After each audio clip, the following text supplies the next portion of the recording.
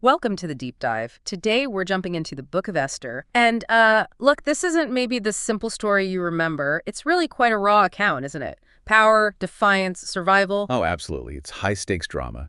And we have the full text, which gives us this, well, incredible window into a massive ancient empire. Okay, let's set the scene then. King Ahasuerus, his kingdom is just vast, stretching from India all the way over to Ethiopia. Yeah, and 127 provinces. That scale is key, I think. You have to remember, decisions made in the capital, Shushan, they're going to ripple out across this enormous, diverse area. And it kicks off with, well, a party. But not just any party, a 187-day feast for all his officials. 187 days. It's almost hard to wrap your head around. Right. And then, straight after that, another 7 days just for everyone in the city, Shushan. So what's going on here? Is this just showing off, or is there more to it? Probably more than just showing off, though. There's definitely that. It's likely projecting power, cementing loyalty, showing off the empire's, incredible wealth. A bit of everything, I'd imagine. And the description is so vivid. The decorations, white, green, blue hangings, linen, purple cords, silver rings, marble pillars, beds of gold and silver. Pure opulence. It paints a picture of almost unbelievable luxury. And the drink situation, golden cups, all different loads of royal wine. But here's a detail I found interesting. Drinking was according to every man's pleasure. No one was forced. Even in this absolute monarchy, that little bit of choice. What do you make of that? It's fascinating, isn't it? It suggests maybe that while the king's power was absolute, there were still certain customs, maybe social norms, even within the court, not just pure dictatorial command in every single detail. Meanwhile, Queen Vashti, she's hosting her own feast for the women, separately. Right, which tells you something about the structure of the court, the gendered spaces within the palace. It reflects the norms of the time. But then things take a turn. Day 7 of the big public feast. The king's feeling good, merry with wine, as the text says. And he orders his 7 chamberlains, they're even named. Human, Biztha, Harbona, and the others. Bigtha, Abagtha, Zethar, Carcass. Right, those guys. He tells them, bring Queen Vashti out, wearing her crown. He wants to show off her beauty to everyone. The text specifically says she was fair to look on. It does feel like he's treating her as, well, an object, a beautiful possession to display. It reduces her role, doesn't it? Seems like it, but Vashti, she refuses, just says no. Can you imagine the shock? The queen openly defying the king's direct order in front of everyone, potentially. Utterly shocking for that context. A direct challenge to his authority right there in public. You just wouldn't expect it. And the king, furious, his anger burned in him. Royal anger in that kind of system. It's not like today. It could be in anything, right? Absolutely. The king's word, his mood, his law. There weren't really checks and balances as we'd think of them. So anger could be deadly. So he doesn't just act impulsively, though. He consults his advisors. The wise men who knew the times, sort of legal experts maybe, and also the 7 top princes of Persia and Media. Karshina, Shethar, Admatha. Yeah, the inner circle. Consulting them shows he knew this was serious. This wasn't just a personal insult. It could affect the whole kingdom, the whole social order. And one of them, Memucan, he steps up. And his argument is, well, it's quite something. He says, look, this isn't just about Vashti. If she gets away with this, all women will start disrespecting their husbands. It'll cause chaos everywhere. It's a classic slippery slope argument, isn't it? He frames her personal act of defiance as a threat to the entire patriarchal system. Very clever, or perhaps genuinely believed.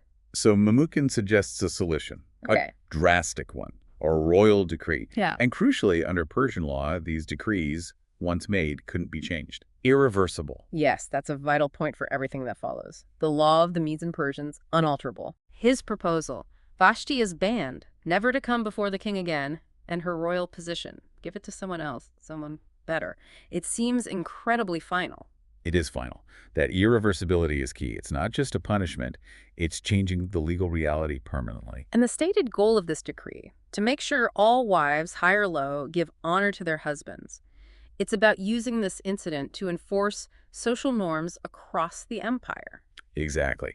A palace drama becomes a tool for reinforcing patriarchal authority from India to Ethiopia. And it happens fast. Letters go out to every province in their own language, their own script, proclaiming that every man should bear rule in his own house. Think about the logistics of that. Incredible administrative effort, translating, writing, dispatching messengers across that huge territory. It really shows the empire's machinery at work. So that's the first act. Vashti's out, a strong message sent about male authority, and this precedent set about irreversible laws. The stage is cleared, really. Precisely. Power, obedience, law.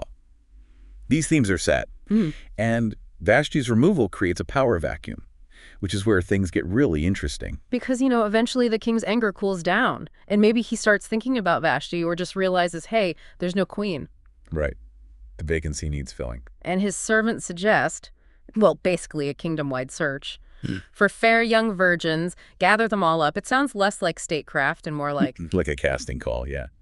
It does seem to objectify the role of queen, focusing purely on beauty as the criterion. So these young women are brought from all over, all 127 provinces to Shushan, put under the care of Haggai, the keeper of the women, and they go through this long purification process. A whole year, wasn't it? 6 months with oil of myrrh, 6 months with perfumes and cosmetics. Yeah, 12 months total. It's intense. Like a royal finishing school with incredibly high stakes. It underlines the seriousness of approaching the king, the preparation involved, maybe some cultural assimilation, too, for women coming from distant provinces.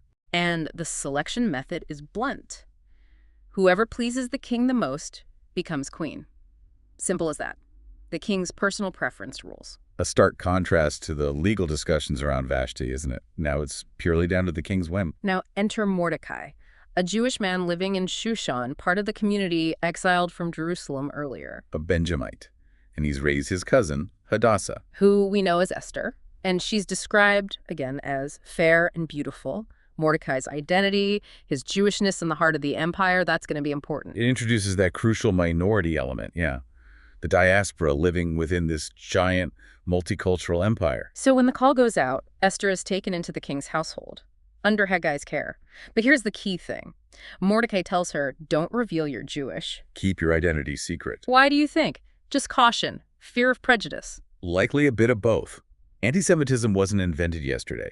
In a vast empire, minority groups could be vulnerable. It was probably strategic, protective, keep options open maybe. And Mordecai, he's clearly worried. He hangs around the court of the women every day, trying to find out how Esther's doing. It shows their close bond, his protectiveness. He knows she's in a potentially dangerous situation. We mentioned the 12-month preparation. It's very detailed. Oil of myrrh, sweet odors, it's quite specific. Emphasizes the ritualistic nature of it all. Then, when it's a woman's turn to go to the king, this is interesting, she can ask for anything she wants to take with her from the women's quarters. A small bit of agency, perhaps? Or just part of the process? Maybe. But after her night with the king, she goes to a second house of women under a different keeper, Shashgaz. And she only comes back to the king if he specifically calls for her by name. Otherwise, she's essentially part of the royal harem, but perhaps rarely seen again. Yeah. It sounds quite impersonal. Very. But when Esther's turn comes, she does something different. She doesn't ask for anything special, just takes what Haggai, the eunuch in charge, advises. Smart move, maybe. Showing humility, trusting the expert. Seems like it worked. Because it says she obtained favor in the sight of all them that looked upon her, even before the king sees her. Suggests something more than just looks, right? Charisma, maybe? Grace? It does hint at an inner quality, doesn't it? Poise. Wisdom in navigating the court, perhaps. And it definitely works on the king. This is in the 7th year of his reign. He sees Esther, and the text says he loved Esther above all the women. More than all the others who had gone before her. He puts the royal crown on her head, makes her queen instead of Vashti, just like that. A Jewish orphan hiding her identity is now Queen of Persia. An incredible turn of events, full of dramatic irony, and it sets up everything that follows. The king throws another feast. He loves his feasts. This one's for Esther. He gives tax relief to the provinces, hands out gifts, publicly showing his favor. Legitimizing her position, making it clear to everyone, this is the new queen, and she has my blessing. But even as queen, Esther keeps her secret, still follows Mordecai's instruction not to reveal her people, and Mordecai, he's still hanging around, specifically at the king's gate. His continued presence there is important. It keeps him connected, allows him to observe. And it pays off, because while he's there, he overhears something. 2 of the king's own chamberlains, Bigthan and Teresh, are plotting to assassinate King Ahasuerus. High treason, a direct threat to the king's life. Mordecai gets word to Esther. She tells the king, making sure to say Mordecai uncovered it. Giving him the credit. That's crucial. The plot's confirmed, the guys are executed, hanged on a tree, and importantly, Mordecai's loyalty, his act, it's written down in the official royal chronicles. Recorded for posterity.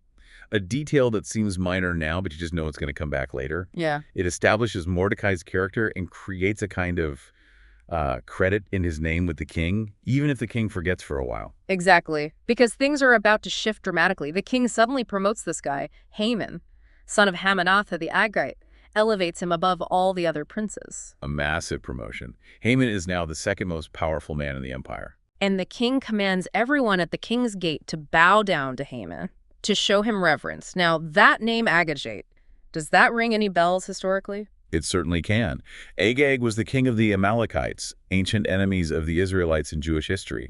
So calling Haman an Agagite, it might signal this historical animosity. Right. It adds another layer of tension right away. And guess who refuses to bow? Mordecai. Mordecai. He won't do it. When people ask him why, day after day, he finally tells them, because I am a Jew. For Mordecai, bowing to Haman likely felt like idolatry, something forbidden by his faith. It's a principled stand, based on religious conviction. But Haman, when he finds out Mordecai isn't bowing, and why, because he's Jewish, his reaction is just incandescent rage. But it's more than that. It's not just about Mordecai anymore. No, his hatred metastasizes. He decides he needs to destroy not just Mordecai, but all Jews. Yeah. Everywhere in the empire. It's terrifying. The leap from personal slight to genocide, it shows a profound prejudice, doesn't it? And the danger of putting someone like that in immense power. Absolutely. Unchecked power combined with deep-seated hatred. It's a lethal combination. So Haman needs a plan. And an auspicious date. He has the lot cast, this is in the 12th year of the king's reign, to find the right day and month to wipe out the Jews. Casting lots wasn't just random chance to them. It was seen as finding the divinely favored time, connecting with fate or the will of the gods. And the lot falls on the 13th day of the 12th month, the month of Adar. So now he has his date. The date is set, supposedly by fate itself. Next, he goes to the king, and he spins the story, full of lies. He says, there's this certain people scattered all over your kingdom, but they keep themselves separate. Their laws are different from everyone else's, and they don't even obey your laws, king. Pure slander, painting them as subversive, disloyal, a threat. He argues it's not in the king's interest to tolerate them, and then the clincher. He offers to pay 10,000 talents of silver into the king's treasury if the king will just issue an order for their destruction. An enormous bribe. He's literally offering to fund a genocide. It's staggering cynicism. And Ahasuerus, what does he do? He just agrees, takes off his signet ring, the symbol of his authority, gives it to Haman. Unbelievable. And basically says, the money's yours, the people are yours too, do whatever you want with them, no questions asked. It's a horrifying moment. The king's apathy, his delegation of life and death power based on slander and a bribe. It highlights the absolute vulnerability of the Jews. So, with the ring, Haman wins fast. It's the 13th day of the first month. Scribes are called, letters dictated, sent out to all the governors, rulers, officials, everywhere. In every language, every script again. The imperial machine mobilized for destruction. The order. On a single day, the 13th of Adar, everyone is to destroy, to kill, and to annihilate all Jews, young, old, women, children, and seize their property. Sealed with the king's ring. It's now irreversible Persian law. Finality is chilling. That date is locked in. The order is absolute. The decree goes public. Messengers race out on horseback, carrying this death sentence across the empire. You can just imagine the dread spreading as the news arrives in each province. And the contrast is just brutal. While the city of Shushan is thrown into confusion and fear, the king and Haman, they sit down for a drink. Completely detached, callous. It highlights the gulf between the rulers and the ruled, and the terrible consequences of their actions. When Mordecai hears the decree, he's devastated. Tears his clothes, puts on sackcloth and ashes, the traditional signs of deep mourning. And he goes out into the city, crying loudly, bitterly, right up to the king's gate. Even though you weren't allowed near the gate dressed like that. His grief is public, defiant almost. And it's not just him. The text says everywhere the decree reaches, among the Jews, there's great mourning and fasting and weeping and wailing. A collective cry of anguish. It shows their shared identity, the recognition of this existential threat across the entire diaspora. Back in the palace, Esther hears about Mordecai being in sackcloth. But she doesn't know why, initially. She's kind of insulated, right? Yeah, the palace walls keep out the immediate reality. She sends clothes out to him, wanting him to dress normally, but he refuses them. That refusal must tell her something's deeply wrong. So she sends her attendant, Hadash, one of the king's chamberlains assigned to her. Go find out what's wrong with Mordecai. Why is he like this? She's using her resources, trying to understand. Yeah. Showing concern. Mordecai tells Hadach everything. Haman's plot, the silver bribe, the whole horrific plan. He even gives Hadach a copy of the actual decree to show Esther. Proof. Tangible evidence of the disaster looming. And he sends a message. Esther has to go to the king, plead for her people, beg for their lives. Talk about putting her on the spot. He's asking her to risk everything. And Esther knows the risk. She sends Hadach back with a reminder. Look, Mordecai, everyone knows the law. Anyone, man or woman, who goes into the king's inner court without being summoned, it's death. Automatic death penalty. Unless the king holds out the golden scepter. That's the only way to survive. And she adds, I haven't even been called to see the king for 30 days. Her position as queen offers zero protection here. She might even be out of favor. Her fear is completely rational. But Mordecai's response, it's legendary. He sends back word, don't think for 1 second that just because you're in the palace, you'll escape when all other Jews are killed. A brutal reality check. Your fate is tied to ours. He says, if you stay silent now, help will come for the Jews from somewhere else. But you and your family, you will perish. It's a heavy warning. And then the masterstroke, that question. And who knows, maybe you have attained royal status for such a time as this. Wow, talk about putting it on her, appealing to destiny, purpose. It reframes everything. It's not just about survival, it's about potential purpose, a profound challenge to her conscience and her courage. And it works. Esther makes her decision. It's incredibly brave. She tells Mordecai, gather all the Jews in Shushan, fast for me, don't eat or drink for 3 days and nights. A spiritual preparation? Seeking divine help, maybe? Showing solidarity? My maids and I, she says, we will fast too. And after that, I will go to the king, even though it's against the law. She accepts the risk, fully understands it. And then those famous words, and if I perish, I perish.